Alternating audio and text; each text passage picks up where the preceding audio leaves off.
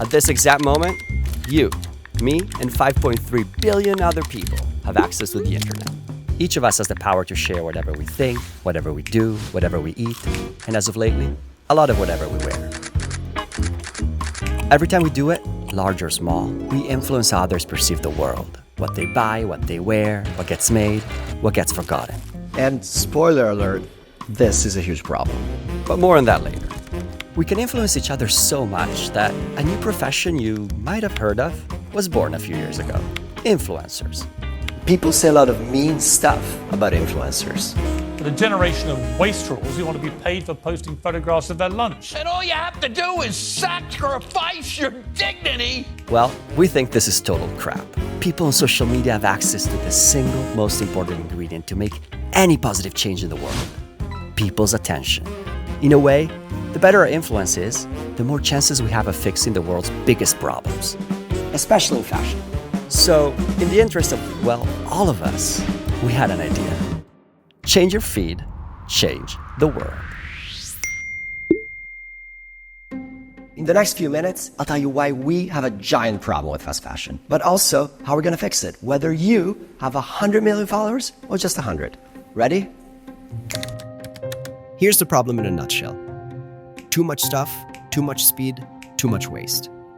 The fast fashion industry makes over 100 billion new items a year, including 23 billion pairs of shoes.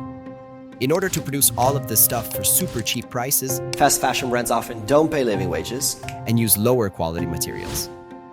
About 70% of the fibers used in clothes are synthetic, meaning 7 out of 10 clothing items are actually made from plastics. And just like plastic bottles, plastic clothes take hundreds of years to break down, polluting the environment in the process. The issue is simple. We're producing beyond our true needs. Despite all of the environmental concerns we hear on a daily basis, production is expected to grow by 60% by 2030. And all the damage caused by fast fashion is already out there for us to see. Ecosystems are filled with textile waste. And microplastics are just everywhere, even inside our own bodies. Now, a major part of the issue is how fast we produce all of this stuff. Fast fashion companies run on a very simple idea. The more they make, the cheaper it is. The cheaper it is, the more they sell. The more they sell, the more they profit. But since people don't need endless clothes, well, how do they keep us buying? Equally as simple, but making us feel like we do. That's why we went from having 2 seasons a year to 52. That means new clothes every week. Some see this as a win, but as we buy more for less, the value of each piece actually shrinks, literally fueling an environmental disaster. This model is responsible for more CO2 emissions than the entire airline industry and creates 92 million tons of textile waste every year. We currently have enough clothes to dress every human on the planet until 2100, but we throw most of it away after just a few wears, turning precious ecosystems into this.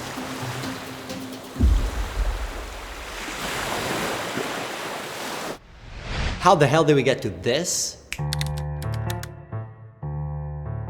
Truth is, the unsustainability of fast fashion models is not the result of a mistake in the system. It is the actual system. And it all started at the court of King Louis XIV in 1678. Imagine waking up on a cold January morning, opening up the Instagram of the time, a magazine called Le Mercure Galant, and finding out that what you're wearing is suddenly out of style. From then on, at least twice a year, new style guides would tell people how to dress. These 2 moments became known as spring-summer and autumn-winter, marking the start of fashion seasons And planned obsolescence. Fast forward a few hundred years, and this idea got supercharged. First, the Industrial Revolution ramped up factory production, exploiting millions to keep up. Then, about 100 years ago, humans invented synthetic materials, making clothes cheaper and cheaper. And finally, in the second half of the 20th century, modern marketing took it to a whole new level. But I'll let Caroline Mayer, leading psychologist in the field, explain this one to you. Okay, so marketing is about selling things, selling stuff. What they do to get us to buy more is they tap into our desire for novelty. We habituate very quickly. We get used to things. And this is why the fashion industry is the multi-billion-dollar industry that it is, because we tire of things. We want novelty. I always use this example: the first bite of chocolate is amazing. The seventh, you're kind of done with it. But the thing that marketing, I believe, gets wrong is this idea that more is better. But if more isn't better, why do we buy more? Fashion enables us to have a sense of belonging to a particular social group. Psychologically healthy people want to be the best they can. They want to have friends, they want to fit in. And the fashion industry, they know this and they play on our insecurities. How can we make people feel that by buying this product, they're going to feel better about themselves? The problem, I believe, is that we're in such an appearance-based society. Everything is around appearance. And social media, in the last decade, maybe less than a decade, has changed enormously people's self-perceptions, self-insecurities, and feelings of inadequacy that marketing plays into. I'm not saying for a moment that appearance doesn't matter. We want to look our best. We want to be our best. But that doesn't mean changing how we look every second. Our emotions and vulnerabilities, the pleasure fashion can provide to all of us, have been exploited to turn us into mindless hyper-consumers. But it doesn't have to be this way. If we can fashion better habits through our voice, well, this is the time to use this power. Because despite all, there is still a lot of beauty in this world worth fighting for. And it all starts from knowing how we've been tricked. Introducing the 5 ways fast fashion companies trick our brains. Number 1, newness, and more newness. We get excited about fresh content, but it can also be tiring and addictive. The urge to consume increases when we know we can buy new things at a bargain. Brands flood our feeds with ads for new drops every week to distract us, make us forget what we already own, and push us to buy more. But the pleasure is short-lived. It often leaves us feeling empty. Don't you ever feel the need of a break from all this noise? Number 2, price anchoring. Sometimes brands set a high price as an anchor to make their desired price seem like a great deal. Number 3, illusion of scarcity. Brands make us think they only have a few items available to push us to buy what we see right away. Want to test if something is really running out? Ask the brand how many limited editions items they actually produce. A simple question can actually reveal a lot. Number 4, very low prices. Have you ever been tempted by a bargain only to end up buying something more expensive or more than you needed?